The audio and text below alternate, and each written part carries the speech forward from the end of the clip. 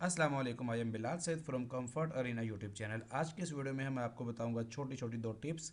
जब आप कोडिंग कर रहे होते हैं माइक्रोसॉफ्ट वीडियो स्टूडियो में और आपका जो कोड है वो एक तरतीब में नहीं आ रहा बल्कि आगे पीछे आ रहा है, आपने कोई भी पीस ऑफ कोड को सेलेक्ट करना है। जैसे कि मैं इसको सेलेक्ट करता हूँ, शॉर्टकट है कंट्रोल के और कंट्रोल एफ।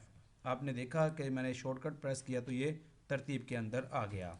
अगर आप चाहते हैं कि आप मुकम्मल जो आपके पास ये विंडो खुली हुई है, पूरा पेज है, इसका सारे का सारा जो कोड है आपके सामने पूरे पेज का, आपने इसको फॉर्मेट करना है। आप चाहते हैं कि आप सेलेक्ट ना करें किसी भी खास पोर्शन को बल्कि पूरा पेज ही आपका फॉर्मेट हो जाए, तो उसका शॉर्टकट है कंट्रोल के और साथ ही आपने दबाना है कंट्रोल डी। तो ये सारे का सारा जो आपका पेज होगा आपके सामने, वो सारे का सारा कोड फॉर्मेट हो जाएगा। अगर आप इसको चाहें कि बगैर शॉर्टकट के करना है तो आप इसको यहाँ पर सेलेक्ट कीजिए, यहाँ पर आएँ आप एडिट में, यहाँ पर है एडवांस और यहाँ पर भी आप इसको कर सकते हैं फॉर्मेट सिलेक्शन के ज़रिए से। और इसी तरह एडिट में आएंगे और यहाँ पर है आपके पास एडवांस और यह है फॉर्मेट डॉक्यूमेंट। अगर इस पर क्लिक करेंगे तो पूरा का पूरा जो आपका डॉक्यूमेंट है उसका कोड एक फॉर्मेट में यानी कि एक ख़ास तरतीब के अंदर आ जाएगा।